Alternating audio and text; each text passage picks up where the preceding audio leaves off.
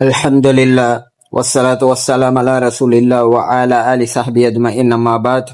A'udhu billahi minasyaitanir rajim. Bismillahirrahmanirrahim. وَلَنَبْلُوَنَّكُمْ بِشَيْءٍ مِّنَ الْخَوْفِ وَالْجُوعِ وَنَقْصٍ مِّنَ الْأَمْوَالِ وَالْأَنفُسِ وَالثَّمَرَاتِ وَبَشِّرِ الصَّابِرِينَ.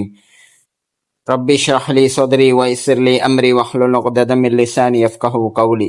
அன்புள்ள சகோதரர்களே, சோதனைகளை பற்றிய ஒரு சில விஷயங்களை இங்கே ஞாபகப்படுத்தலாம் என்று நினைக்கிறேன்.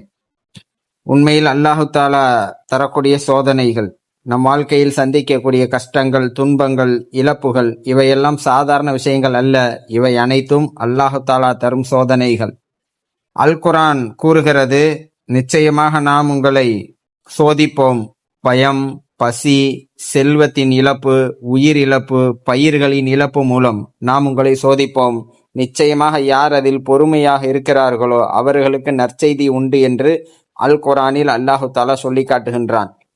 இந்த ஆயத் நமக்கு ஒரு உண்மையை சொல்லுகின்றது. சோதனை இல்லாத வாழ்க்கை என்பது கிடையாது.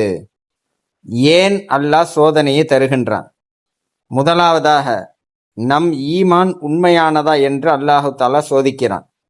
மனிதர்கள் நாங்கள் ஈமான் கொண்டோம் என்று சொன்னால் மட்டும் விடப்படுவார்கள் என்று நினைக்கின்றார்களா என்று அல்லாஹு தாலா கேட்கின்றான். அதாவது சோதிக்கப்படாமலேயே இருந்து விடுவார்களா என்று அல்லாஹ் கேள்வி எழுப்புகின்றான்.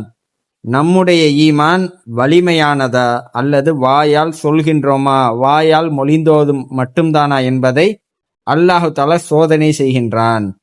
இரண்டாவதாக, பாவங்களை மன்னிக்க நபிகளார் கூறுகிறார்கள், ஒரு முஸ்லிமுக்கும் வரும் துன்பம், நோய், கவலை, ஒரு முள் குத்துவது கூட அல்லாஹு தாலா அவனுடைய பாவங்களை மன்னிக்கின்றான் என்று.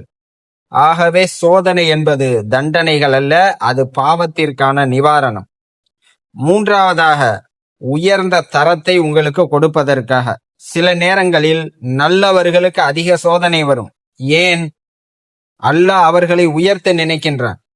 பாருங்கள் சஹாபாக்களுடைய கூற்றுகளை எல்லாம். உமர் இப்னு கத்தாப் ரலியல்லாஹு தஆலா அன்ஹு சொல்லுகின்றார்கள், நாங்கள் சோதனைகளால் சோதிக்கப்பட்ட போது பொறுமையாக இருந்தோம். ஆனால் நன்மைகளால் சோதிக்கப்பட்ட போது எங்களால் அந்த பொறுமையை காக்க முடியவில்லை. காரணம், கஷ்டத்தில் பொறுமையை மேற்கொள்வது சுலபம். ஆனால் பணம், வசதி, செல்வ செழிப்புகள் வந்த பின்னால் அல்லாஹுவை மறக்காமல் இருப்பதென்பது மிக கடினமான விஷயம். அலி இப்னு அபி தாலிப் ரலியல்லாஹு தஆலா அன்ஹு சொல்லுகின்றார்கள், அல்லாஹ் உன்னை சோதிக்கும் போது அவன் உன்னை தாழ்த்த விரும்பவில்லை, உன்னை உயர்த்த நினைக்கிறான். சோதனை என்பது அல்லாஹ் உன் மீது வைக்கக்கூடிய பிரத்யேகமான ஒரு கவனம் என்பதை நாங்கள் புரிந்து கொள்ள வேண்டும். அப்துல்லா இப்னு மஸ்ஊத் ரலியல்லாஹு தஆலா அன்ஹு சொல்லுகின்றார்கள், ஒரு மூமினுக்கு வரும் துன்பங்கள் அவனுடைய பாவங்களை இலைகள் விழுவது போன்று விழச் செய்கின்றன. காரணம், அது பாவங்களை என்ன செய்கிறது, எம்மிடத்தில் இருந்து அகற்றக்கூடியதாக இருக்கிறது என்பதையும் நாங்கள் புரிந்து கொள்ள வேண்டும். ஆகவே சோதனை என்பது அல்லாஹ் என் மீது காட்டக்கூடிய வெறுப்பு அல்ல, அல்லாஹ் என்னை நேசிக்கின்றான் என்பதற்கான அடையாளம், அல்லாஹ் என்னை உயர்த்த போகின்றான் என்பதற்கான ஒரு அடையாளம், அல்லாஹ் என்னுடைய பாவங்களை மன்னிக்கிறான் என்பதற்கான ஒரு அடையாளம் என்பதை நாங்கள் புரிந்து கொள்ள வேண்டும். சோதனை தரக்கூடிய அறிவு என்னவென்று சொன்னால், நாம் அல்லாஹுவை நினைக்க வைக்கும், துஆவை அதிகமாக ஈடுபட வைக்கும், எங்களிடத்தில் பெருமைகள் அனைத்தையும் உடைக்கும், பொறுமையை எங்களுக்கு கொடுக்கும், சொர்க்கத்தை அடைவதற்கான ஒரு வழியை அது உருவாக்கி கொடுக்கும். அதுதான் சோதனையின் மூலம் நாங்கள் பெறக்கூடிய அறிவு என்பதை நாங்கள் புரிந்து கொள்ள வேண்டும். ஆகவே சோதனைகளில் நாம் செய்ய வேண்டியது என்ன?